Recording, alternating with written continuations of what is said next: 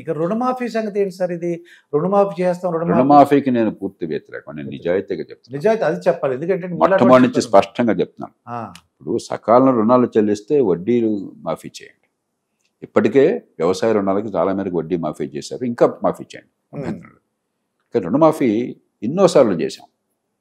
1990ల దశకం నుంచి అక్కడ హర్యానాలో తావు దేవిలాల్ గారు మొదలెట్టాడు, జాతీయ స్థాయిలో చేశారు, రుణమాఫీ చేశారు. ఆ తర్వాత మన్మోహన్ సింగ్ ప్రభుత్వం చేసింది, వివిధ రాష్ట్రాలు రాష్ట్ర ప్రభుత్వాలు చేసినాయి. ప్రతిరోజు పరగడిపే కదా.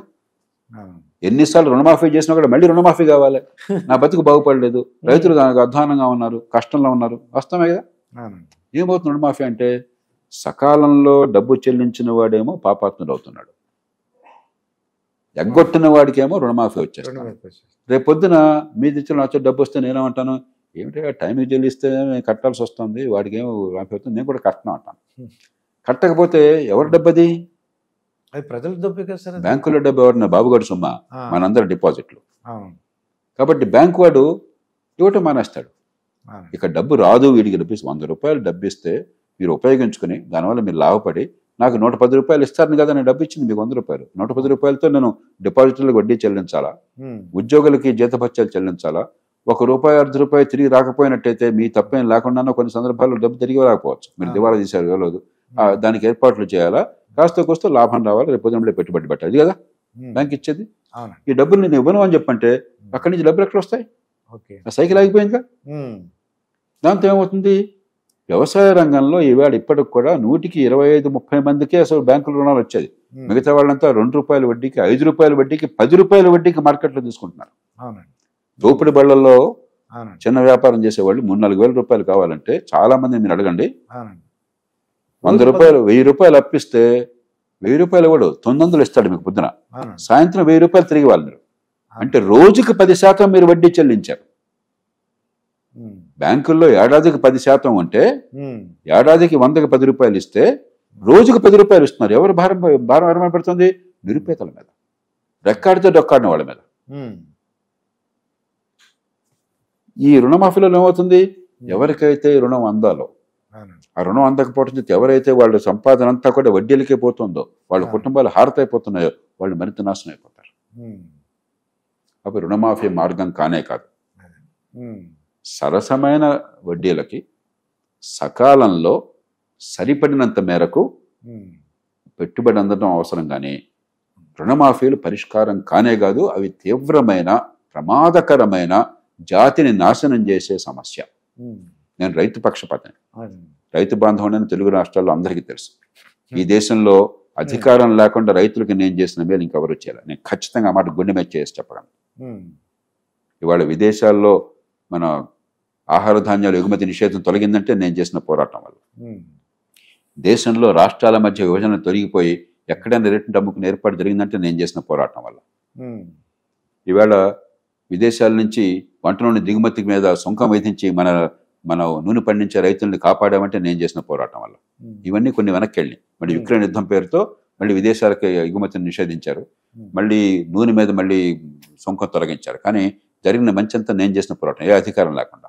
కాబట్టి నేను గుండె మీద చేసి చెప్తున్నాను రైతుల పక్షపాతిగా. రుణమాఫీ కాదు మీకు మార్గం, ఉత్పత్తి పెరగటం, ఉత్పాదక పెరగటం, మీకు మంచి రేటు వచ్చే విధానాలు చెప్పాలి. పిచ్చి రుణమాఫీ వెనకాల మీరు పడబోకండి. ప్రభుత్వాలు పార్టీలు వాడి ఓటు కోసం ఏదన్నా చేస్తామంటారు, చివరికి దేశం అధోగతి పాలవుతుంది, మీ భవిష్యత్తు అంధకారం అవుతుంది. సార్ ఇప్పుడు మీరు కలెక్టర్గా ఉన్నప్పుడు హైయెస్ట్ పొజిషన్ ఎంతవరకు వెళ్ళారు సార్? ప్రభుత్వ కార్యదర్శిగా పనిచేశాను. ప్రధాన కార్యదర్శి, ప్రభుత్వ కార్యదర్శి, ముఖ్యమంత్రి కార్యదర్శిగా పనిచేశాను. ఎంతమంది ముఖ్యమంత్రులు మీరు చూసారు సార్ కలెక్టర్ అయిన తర్వాత? అంటే ఫస్ట్ జాయినింగ్ పోస్ట్ ఎక్కడ? ప్రభుత్వంలో ముఖ్యమంత్రులని అంటే అంజయ్ గారి దగ్గర నుంచి ఎన్టీ రామారావు గారు పోయేదాకా ముఖ్యమంత్రులందరూ చూశారు. ప్రతి ముఖ్యమంత్రి ఒకసారి వాళ్ళ గురించి ఒక్కొక్కటి చెప్పండి సార్. అంజయ్ గారి గురించి ప్రతి వాళ్ళలో మంచి లక్షణాలు, అది ఏంటి ఒకసారి తెలుసుకోవాలి. అంజయ్ గారు అనుకోండి, జగన్మోహన్ రెడ్డి గారు చూసిన తర్వాత తెలుసుకోవాలి. అంజయ్ గారు పెద్దగా చదువుకుపోయినా కూడా మనసంతా వెన్నాయి. ఒక సామాన్యుడు కష్టపడుతుంటే ముఖ్యమంత్రిలాగా అంటున్నాడు కదా, ఆయన ఒక మామూలు ప్రతినిధిలాగా వచ్చేది, అన్యాయం జరుగుతుంది మీరు సాయం చేయాలి అనేవాడు. అందరి గుండె కరిగిపోయేది. ముఖ్యమంత్రి లాంటి వాడు పాపం వాళ్ళు సాయపడాలని చెప్పని, పేదలకు కష్టంలో ఉన్నవాడికి సాయపడాలని చెప్పంటే మీరు కాదనట్లు అంటారు. అంటే దాష్టీకం కాకుండా ఆయన అనునయంగా చెప్పాడు. ఆయన విషయం తెలియకపోవచ్చు, కానీ ప్రజలంటే మమకారం ఉండదు. అది అట్లాగే అంజయ్ గారి తర్వాత అంజయ్ గారి కంటే వెంటనే వచ్చింది భావన వెంకటరామ్ గారు. ఆయన కొద్ది కాలమే ఉన్నారు. ఆయన విద్యారంగంలో చాలా మంచి చేశారు, పెద్దగా ప్రభావం కనిపించారు. ఆ తర్వాత వచ్చింది మనకి కొట్ట విజయభాస్కర్ రెడ్డి గారు. ఆయన అప్పుడు చేశారు, తర్వాత మళ్ళీ తర్వాత టర్మ్లో కూడా వచ్చారు. ఆయన ఏంటంటే స్వతంత్ర పోరాటం నుంచి వచ్చినవాడు. కొంచెం ఆత్మగౌరవం, నిజాయితీగా ఉండాలి, మనం అన్యాయం చేయకూడదు, అవినీతి పాల్పడకూడదు అని నమ్మేవాడు.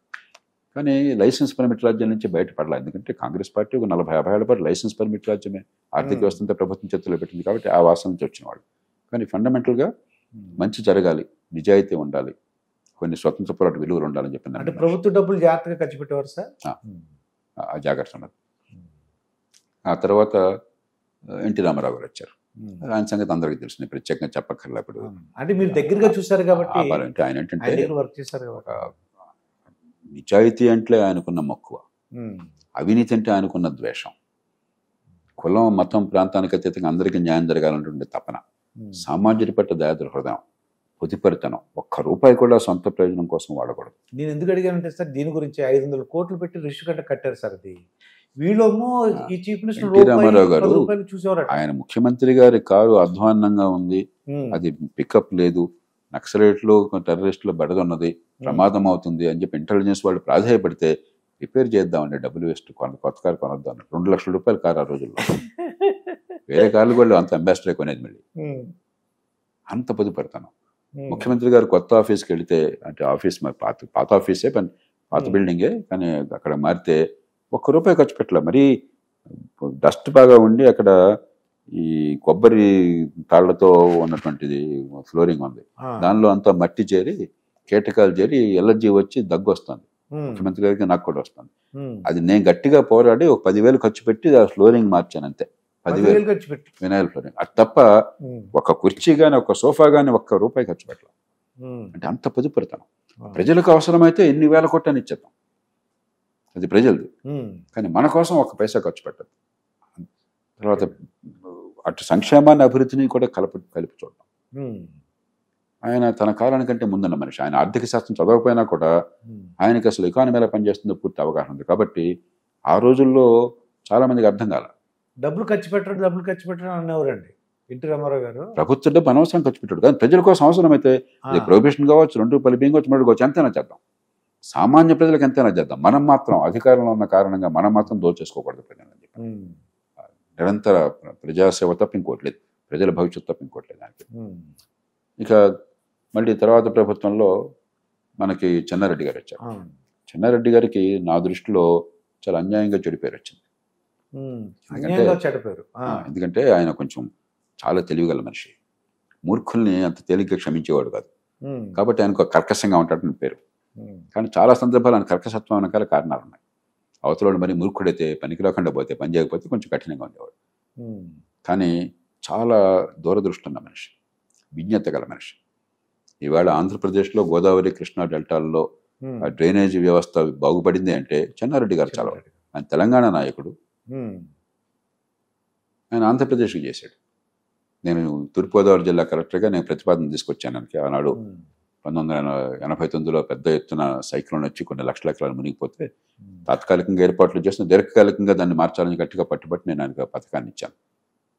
తర్వాత ఆ పథకాన్ని పూర్తిగా ఉపయోగించుకుని ప్రపంచ బ్యాంక్ వెళ్ళి వాళ్ళని ఒప్పించి అద్భుతంగా మార్చారు. కాబట్టి చాలా దూరదృష్టితో చేసే మనిషి.